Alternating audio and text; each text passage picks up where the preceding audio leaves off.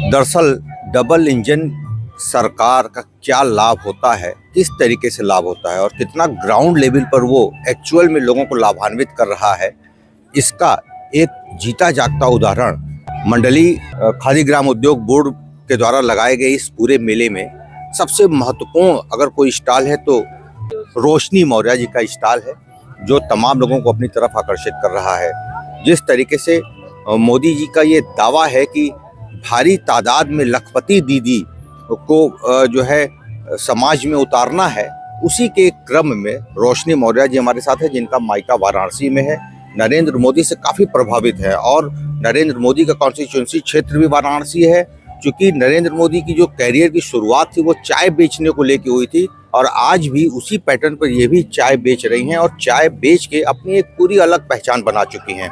रोशनी जी, आप ग्रामीण आजीविका मिशन से जुड़ी हैं। जी सर। क्या लाभ है उससे? आप उससे मुझे बहुत कुछ लाभ मिला है, जैसे कि मैंने उसको ट्रेनिंग लिया था साल भर पहले, लेकिन उसे बहुत लोगों के बीच में तन्नी तन्नी किया। लेकिन एक मैंने मेले में विकास भवन इस बार जो अक्टूबर में मेला लगा था 5 तारीख को, उस मेले में मैंने 200 रुपये का सामान लेके गई, मुरब्बा अचार, और उसी से मुझे ये प्रेरणा मिला कि मैं कुछ 200 से 1400 बन गया। मैं उस दिन बहुत अच्छा लगा हमको।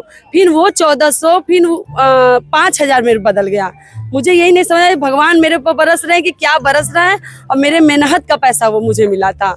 और फिर मैंने यही भी मेले में आई पहले दिन मुझे निराशी का लाभ मिला, फिर दूसरे दिन मुझे ऐसा कुछ लगा कि मुझे कुछ इसमें करना चाहिए कि मेरे ग्राहक मेरे पास आए।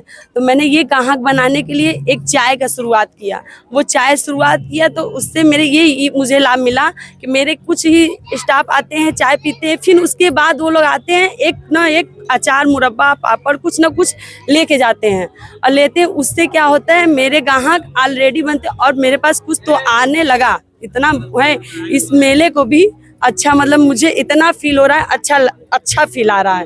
और अपना पहचान मोदी जी जैसे चाय बेच के अपने आप को बनाए, वैसे मैं भी कुछ ना कुछ मोदी जी की ही वो छोटी शिष्या बन के कुछ भी उन्हीं का कला कुछ अपने अनुसार लगाई हूँ जी। अच्छा, ये जो आपको प्रेरणा मिला, आपकी टीम में कितने लोग हैं और आपने क्या लोन भी कुछ लिया है? नहीं, मैंने 10,000 से फिर इस बार मैंने 10,000 से लोन उठाया है। 10,000 लोन उठाया, उसके बाद वो 1100 रुपया मुझे ब्याज उनको देना है। तो मैं बेच रही हूँ, मैं उनको दे ही दूंगी आराम से, मुझे कुछ दिक्कत नहीं है। लेकिन मुझे वो लोन भी दिए थे कि 1 लाख अवसर दिए थे, लेकिन मैंने वो 1 लाख नहीं लिया। मैंने छोटे से शुरू किया। अभी फिलहाल में मुझे 15-20 हजार का अब मुझे समझ में आता है। ये कुछ मोदी जी ने बहुत अच्छा चीज़ बताया, बहुत अच्छा, मतलब जहाँ भी मोदी जी हैं हम उनको धन्यवाद करेंगे। ऐसा चीज़ हमको दिखाए हैं, बहुत हमको अच्छा फील आता है कि हमें कुछ सबक मिला उनसे सीखने। और मैं वही बनारस की लड़की हूँ, रामनगर चौक में की पंचवटी की हूँ लड़की। मेरे माँ बाप की नाम है गीता और पापा का नाम है लाल व्रत मौर्य, उन्हीं की मैं बेटी हूँ। और उन्होंने मुझे ऐसा संस्कार दिया है, मैंने अच्छा उनसे सीखा है, इसलिए मोदी जी की बेटी हूँ।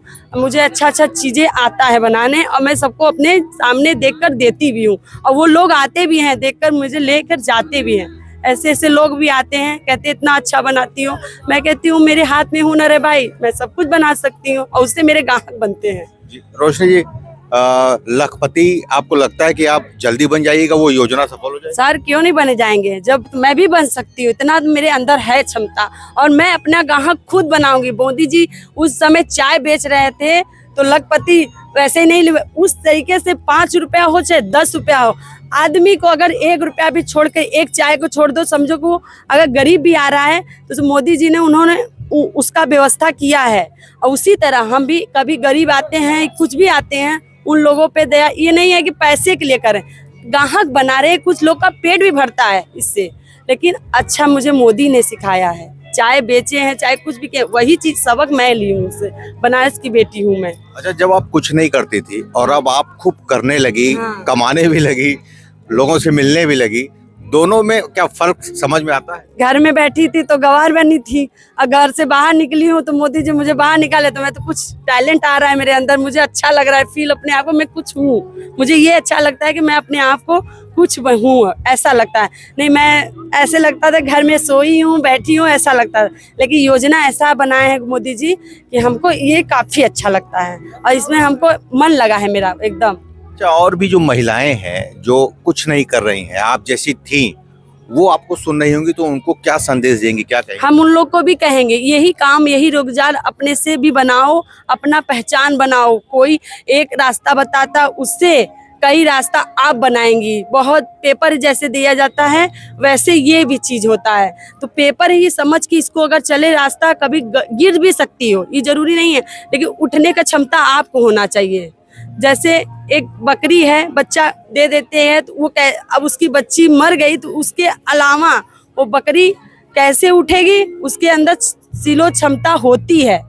ऐसे सबके साथ होता है, तो मेरे साथ भी ऐसे ही मतलब है। कभी मैं गिर भी सकती हूँ, उड़ भी सकती हूँ, और कभी बहुत बड़े पल पे जा सकती हूँ। अचार, मुरब्बा, पापड़ का मैं रोजगार की हूँ, और उसी से मैंने चाय बनाया, पकौड़ी बनाया, और पराठे भी बनाए, और मैंने चूड़ा मटर, सभी को हर एक प्रकार का नाश्ता भी दे देती हूँ। सबको अच्छा लगता है, मेरा अचार भी बिकता है, मुझे एंजॉय भी आता है। अच्छा, आपकी पढ़ाई कहाँ तक हुई है? मैं बीए की हूँ।